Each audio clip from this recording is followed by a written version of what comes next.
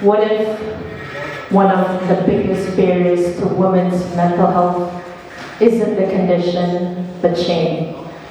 The belief that we must cope silently.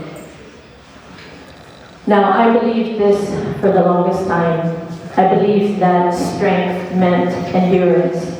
I believed that being a good mother meant juggling everything well and putting myself last. And I believed that being a professional woman meant not showing any cracks. And this was something that I also resonated with a lot of women. I learned to carry everything silently or quietly for a very long time. The expectations, the responsibilities, and it became very and extremely difficult. Now it's very important because what happened at that very beginning shaped where I am today. Now, from the outside, it looked as if my life was successful. I had a career that I loved, a loving family. I really respected all the responsibilities that I had to helm. But it became, extremely difficult for me because obviously along the way we were taught that if we reached out for help or support, this also meant that it was a weakness, that we failed somehow. And I resonated a lot with that. Now, really quickly, this was what happened. Today is the day, today is the day, today it's the day. These thoughts, these terrifying thoughts kept looping in my head. I was completely terrified. My heart raced, my breath vanished, and my world turned pitch black. My anxiety and my panic spiraled, and I was going through an invisible death that no one could see. It became really difficult for me.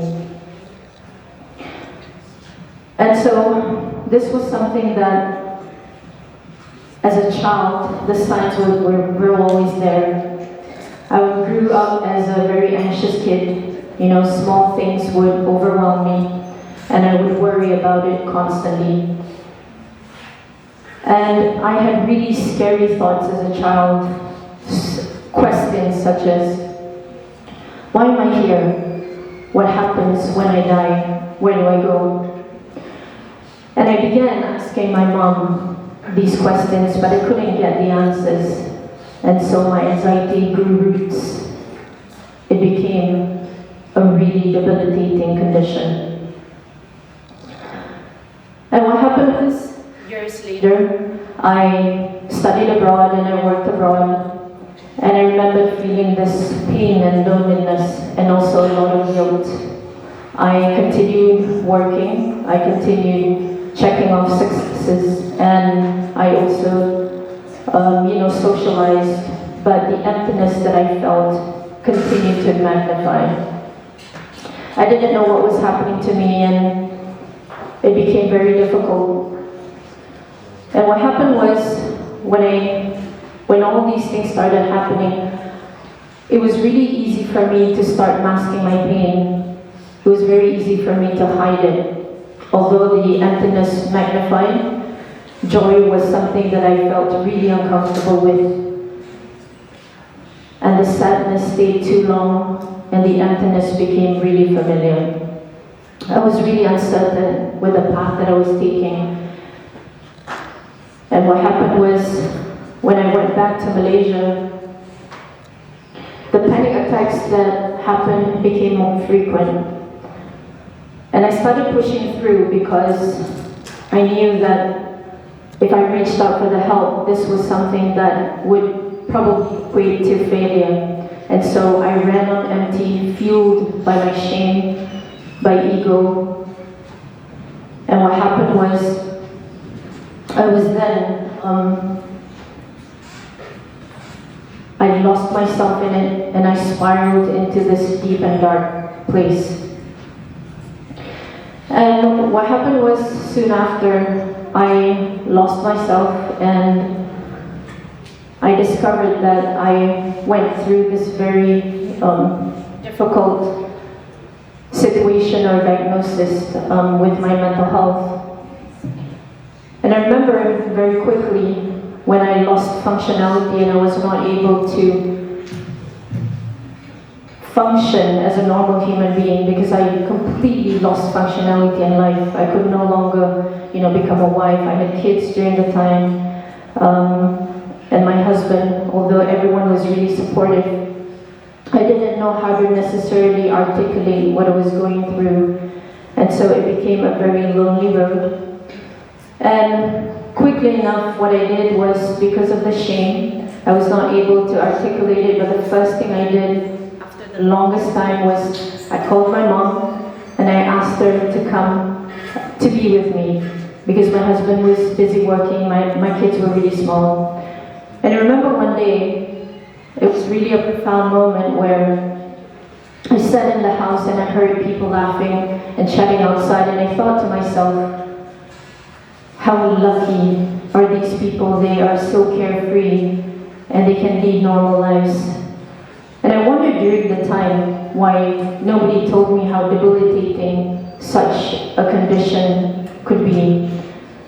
And there's this one situation at home where it really stands out till today, in which one day my mom was massaging me, and I started crying and I said, Mom, how long am I going to be in this situation? How can I ever go through this? And my mom, through her tears, said to me, she said, be patient. I don't have the answers, but I will be with you in this journey, and I'm here to listen. And now, just when I felt there was a flicker of hope, I then felt devastated again, because my husband came home one day and he said, you're not trying to get better. What you're doing is wrong. You're pushing everyone away when you're supposed to pull us closer to you. And I froze, and his words cut like a knife. Because here I was in deep psychological pain, this invisible death that I thought that people couldn't see. And yet the weight of his words really weighed me down every single day. It really enforced that shame and that fear that I was already carrying. But what happened was, that night, I reflected in what he said. I sat alone with my thoughts. And I realized that what he said came from a place of pain as well. He was equally as painful as I was, although he was not the one experiencing it. But just seeing me in that situation made him feel really helpless. And so what happened was, I then also understood that it came, most importantly, from a place of love and from a place of care. And I felt something shifted in me. And that night, after a long, long time, I hugged my kids and I slept with them. Because during the time, guys, I pushed everyone away, especially my kids, because I was so ashamed of my condition. I was not able to function, and I felt so guilty and burdened by my existence. And I didn't know what to do. I felt so trapped and so hopeless. At the moment my husband said that to me, that was when I was able to reflect deeply, and it was like a huge wake-up call. And another thing happened that night was that panic and that anxiety and that sadness then turned into anger, and that anger turned into rage, and that rage eventually turned into willpower. Eventually, that missing piece that I needed was present for me to push through, for me to continue and continue this journey, and made me keep going. That strength that I needed to cross over to recovery, that last missing piece. And that was, let me tell you, the hardest thing that I've ever gone through in my entire existence. I never knew when I was struggling, when I was spiraling and drowning in my panic and in my anxiety, that I would ever be able to function normally again. And never in my wildest dream did I ever think that I would be able to lead a purposeful and meaningful life. And so I understood the lessons. Now, what is really important and what I really want to share in part to all of you is this. What really helped me in going through my recovery process with a mental health condition, despite the shame and how I lost myself through it all, is really, firstly, is going back to the fundamentals, right? The basics. Fixing your lifestyle and also your habits. Learning about your condition. Learning about your triggers, because knowledge is powerful and knowledge is transformative. And also developing effective coping mechanisms, that's really key. And also being kind to yourself, and also keeping your support system really close. So if you are struggling today, how you can begin is have a routine, have a schedule. Don't be rigid about it, but be intentional, be mindful, start small, right? Take a pause, stretch yourself, sleep 30 minutes earlier, guys. I know, Gen Zs, you sleep really late, but this is one small thing that you can do that could be potentially and profoundly impactful for your own mental well-being. And break one habit, one bad habit, and keep at it, all right? And then also, celebrate small wins, celebrate small achievements, write down that one piece of, one moment that you find yourself being in peace, and talk to someone, because let me tell you, it will be more helpful than you think. Now, let me name you the larger truth behind this. Shame is not just a feeling. Shame is a social script, especially for women, and if you deviate, it punishes you. Shame is like stigma. It is invisible, but it is poisonous. It robs you and it silences you. But the liberating part about shame is this. Shame can be learned, and when it can be learned, it can also be unlearned. And I would like to share with you 3 ways that we can unlearn shame. And the first thing is name the shame. I am ashamed. I am scared. Because the moment you do that, the feeling loses its teeth. It loses its power. It becomes something that you can look at. It becomes something that is tangible. So now you can do something about it. It doesn't define you. Action can happen. 2, replace the single story with multiple stories. No one is a single story. All of us are multitudes. We can be successful and struggling. We can be loving and tired. We can be resilient and vulnerable. And the third thing is, we must build spaces where we can protect autonomy. We can't be open in an environment that punishes vulnerability, so we must build spaces where women can be themselves, that they don't need to pretend, they don't need to shrink. And this is where peer support comes in. This is where lived experience leadership comes in. And this is where holistic care and trauma-informed approaches come in. And so, what this means for all of us in this room is unlearning shame is both personal and also collective. We must change our individual scripts, being I'm fine to I'm human.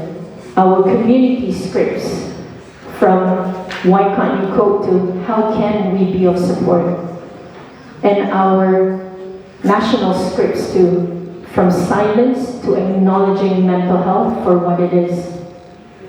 For it being holistic care, peer support, lived experience as an expertise.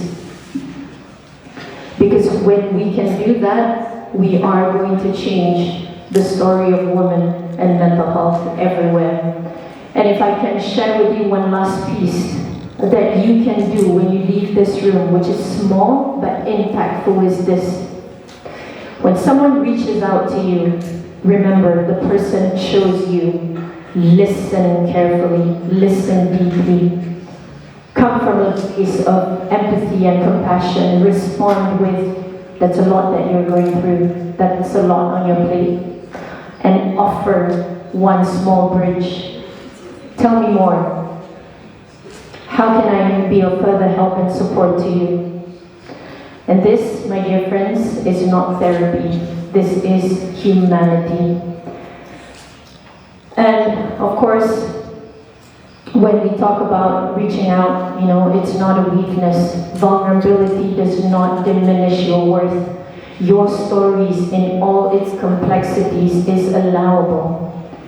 For the men who live, love, and work with women, allowing them to create spaces, emotional spaces, is a form of leadership. Your language matters, your presence and your support matters. It goes a long way. Thank you for being that for women, for giving them a reason to go on. And of course, to my family, my husband and my kids, for being with me, not just during my good and happy times, but especially during the bad and ugly ones. And so, to conclude, unlearning shame is not a one-time act. Unlearning shame is a lifelong process, everyone. And if we agree to do this together in our workplaces, in our families, in our communities, this truly will not just change the lives of individuals, but it will transform completely the story of women and mental health everywhere. Thank you so much for holding this space, and please keep healing the world, everyone.